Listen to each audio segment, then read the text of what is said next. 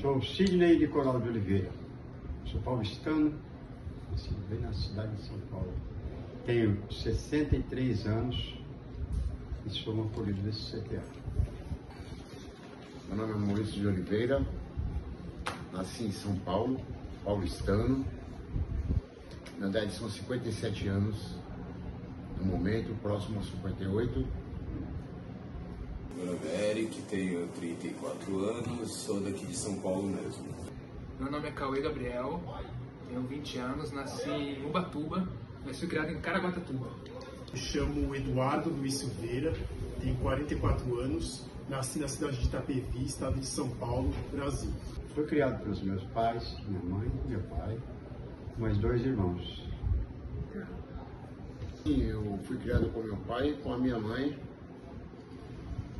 que me criaram junto com mais um irmão e uma irmã. Eu fui criado pela minha mãe, foi minha mãe e minha avó basicamente, não tive muito contato com meu pai não. Eu fui criado um pouco pela minha bisavó, pelos meus tios avós também, irmão do meu avô. Só isso mesmo, um pouquinho com a minha mãe também, mas ela não teve um pouco de problema com ela, mas fui criado mais pelos meus tios, né? Cresci com a minha mãe, meu pai falecido muito cedo, quando eu era bebê ainda, quando eu tinha 3, 4 anos de idade, e a minha irmã, meu irmão.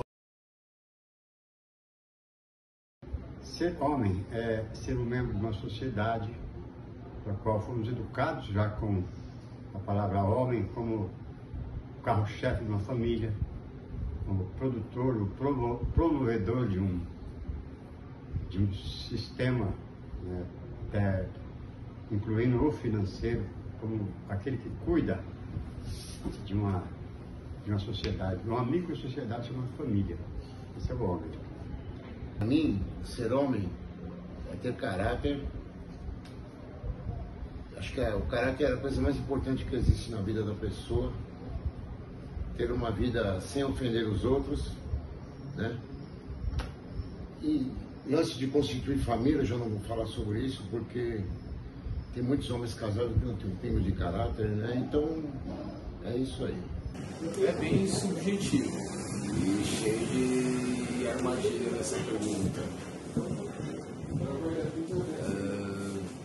É bem complicado falar o que é ser homem. O que faz o cara deixar de ser homem? É difícil especificar. O ser homem para cada um é uma coisa diferente. O que é para mim, com certeza não vai ser para o outro e não vai ser para o outro. E acho que esse é o grande problema que a gente tem hoje em dia, de cada um ter uma definição total e absoluta sobre o que ninguém sabe definir. Significa você ter responsabilidade pelo que você faz, né? Você dizer uma coisa e fazer. Não ser covarde, não voltar atrás na palavra, né? Arcar com as consequências.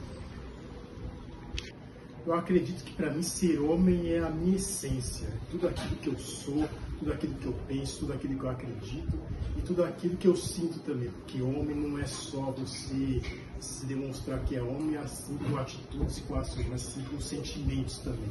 Você sentir o que o homem sente, é preciso que o homem deixe esse estigma de não ter o que mostrar, o que demonstrar ou o que falar sobre aquilo que tem dentro de si. Isso é um fator necessário, porém mal resolvido entre homens, né? Que supostamente têm alguma dificuldade em expor sensibilidades como sinônimo de fraqueza. Então, é complicado para o homem. Eu acho super normal. Super normal. Inclusive, eu sofri muito isso daí, um pouco na minha família, devido a eu ser muito mais maleável nas ideias do que meu irmão e do que minha própria irmã. Eles me chamavam até de frouxo, porque eu era muito carinhoso, tinha uma percepção um pouco mais ampla que a deles. Bom, no ambiente atual, nos meus dias atuais, acaba sendo demonstrar fraqueza e isso vai ser usado contra de alguma forma. Eu acho que você tem que ter muita força para mostrar sua fraqueza, levando em conta que o homem não foi criado, nem está acostumado a lidar com sentimento ou nada que vem de dentro. Quando isso vem à tona, vai se tornar uma fraqueza. O cara que consegue fazer isso sem medo do que vai ser dito ou interpretado é muito forte. Na nossa sociedade eu acho muito que é um padrão já a gente não querer mostrar fragilidade, né? No caso da sistema patriarcado, né? Todo mundo que é homem assim tem esse problema de mostrar fragilidade. Que já vem de casa, né? Aquela história do homem não chora, né? Tem essa história aí. Olha, para mim, a fragilidade ele é um sentimento inerente do ser humano, mas a questão do homem, o homem ele é sempre, desde pequeno, ele é ensinado a ser aquela coisa forte, aquela coisa rígida. No meu caso, a fragilidade, eu não tenho vergonha de chorar, não tenho vergonha de me sentir triste, de me sentir magoado. Várias vezes eu já cheguei a me sentir dessa forma e às vezes eu tenho assim aquela coisa de que o homem ele tem que desabafar. O homem ele precisa deixar de ser esse estigma de querer ser o machão, de querer ser o forte, o sexo mais forte. Ele tem que demonstrar sua fragilidade, não só com lágrimas também, mas com palavras, com sentimentos, com ações e com atitudes. Não, graças a Deus a minha educação, bem estruturada pelos meus pais, tomou um rumo diferente, porque eu, como autodidata, eu prestei mais atenção na verdadeira fase da minha vida, onde eu mudei assim para ser uma pessoa diferente, realmente em relação a demonstrar meus sentimentos, ser uma pessoa sensível, procurar saber realmente como eu me sinto bem, e eu me sinto bem sendo uma pessoa sem preconceito contra isso.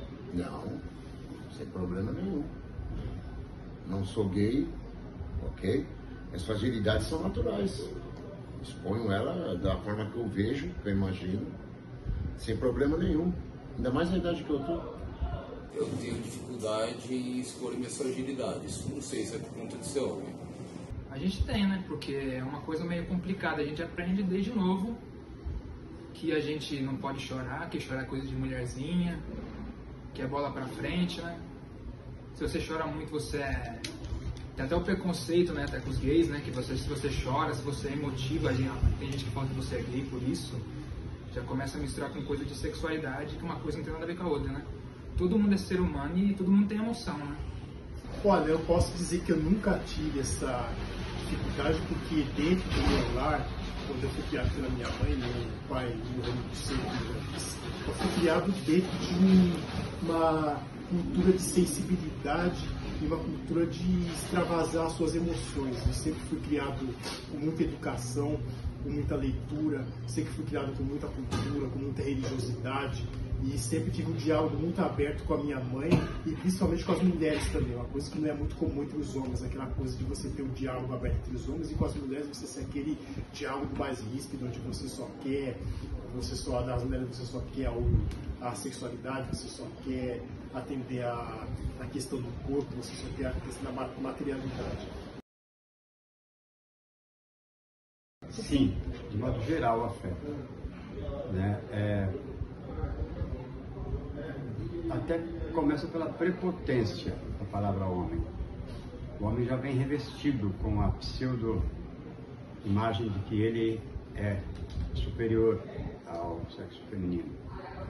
E então afeta sim, afeta até a mim, que eu me coloco na situação de ser homem e às vezes ter que me revestir de homem para tomar certas atitudes que acabam me atrapalhando sim, porque nem todo tempo a gente assim, compreende as coisas como um geral, às vezes a gente tem que tomar atitudes de homem e posteriormente acaba atrapalhando.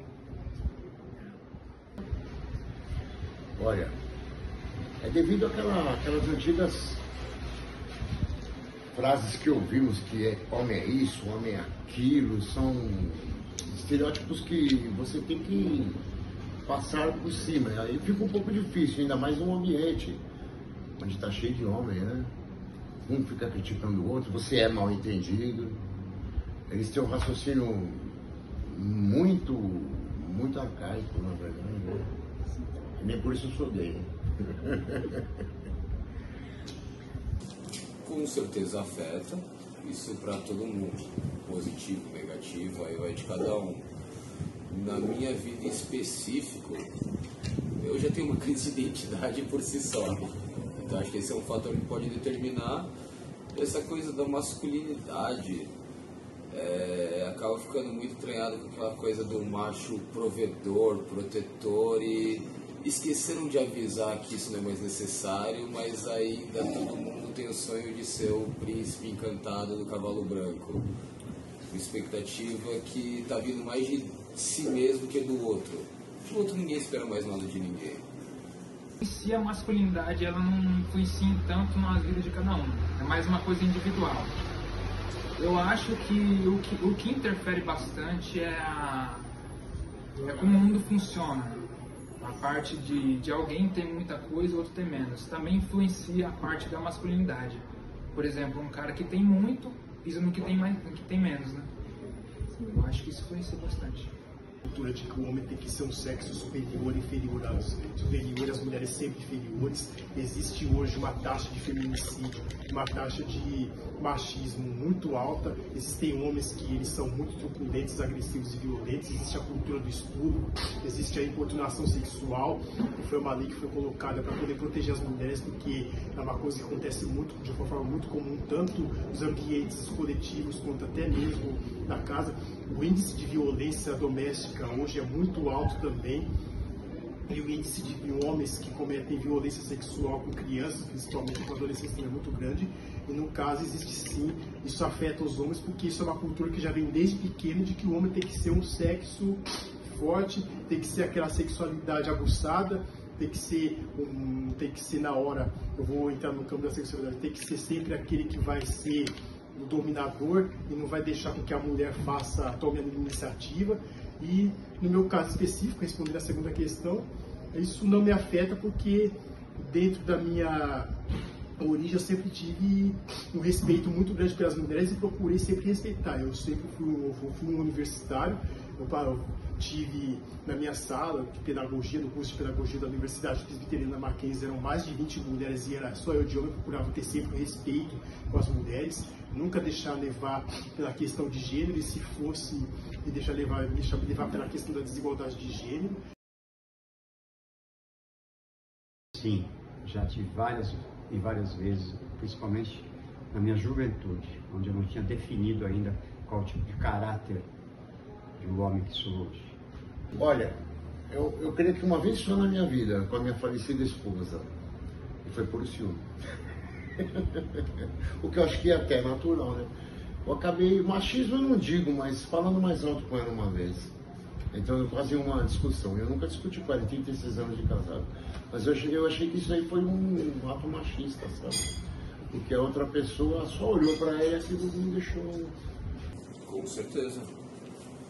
Mais de uma, tento não levar isso pra frente, tentar aprender com isso. No final das contas, acho que isso foram só atitudes destrutivas pra mim mesmo. Destruiu relação que eu podia ter com alguma amiga, alguma parente ou alguma esposa que eu já tive. De cor, assim, de lembrar se eu já tive, eu não vou lembrar, mas como a gente é criado num sistema machista, acaba que a gente normaliza. E quando a gente faz, a gente nem percebe o que fez, né? Eu acredito que se aconteceu de ter alguma relação machista, talvez eu não tenha me percebido, mas eu faço o máximo possível para que isso não passe, que eu não note isso e para que as mulheres não percebam isso em mim. É o que eu sempre falo, eu sempre tive esse cuidado comigo, mesmo. Eu acho que com muita conversa, muito diálogo, e outra, não é para agora, não é a curto prazo. Essa semente tem que ser plantada agora para ser colhida depois. Mas esse tipo de, às vezes, exposição contra o ser masculino já é um ponto de partida. A partir de agora, eu posso sair daqui pensando coisa diferente após ouvir outros relatos igual ao meu. Então, essa é uma saída. É falar sobre esse problema, falar sobre essa dificuldade e torná-la com mais naturalidade, porque existe e está na hora de diminuir esse impacto macho e fêmea. Somos iguais.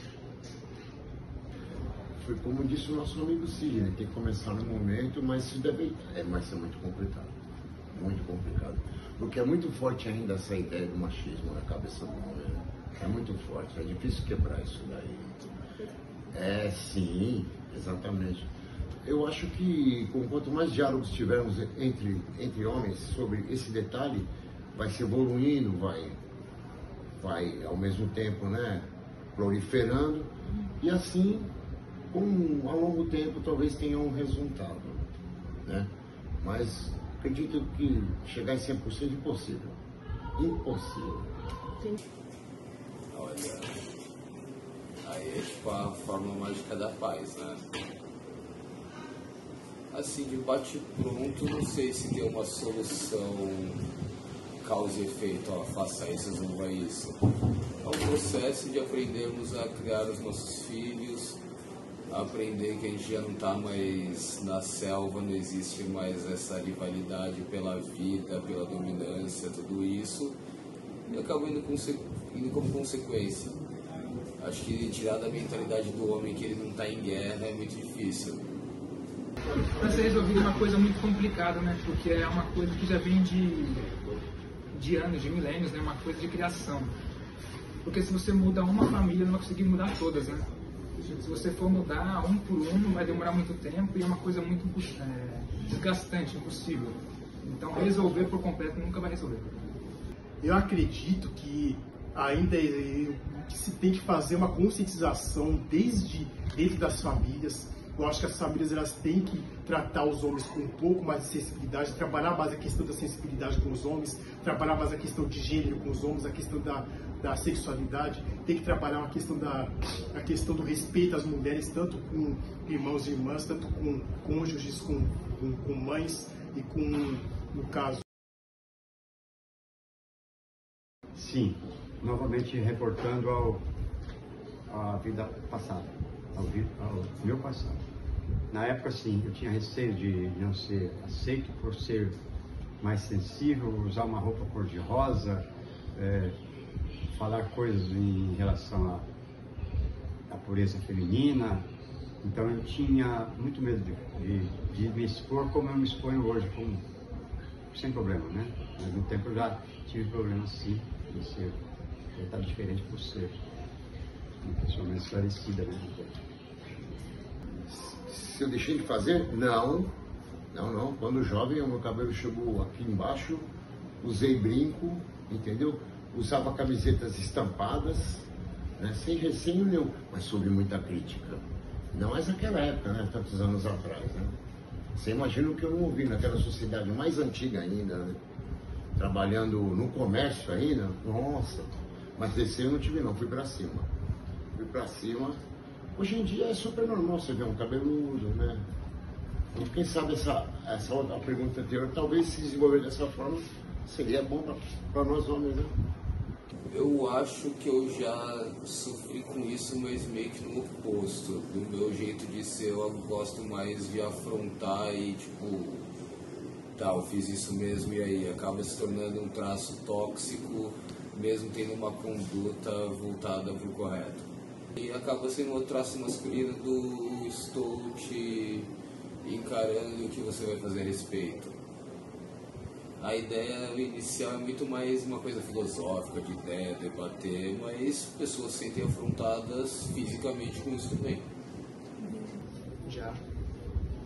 Já tive uma situação que, quando minha avó faleceu, eu deixei de demonstrar o afeto que eu tinha por ela, porque na minha família teve uma criação muito assim de se você tá chorando é porque você tá doente ou tá depressivo.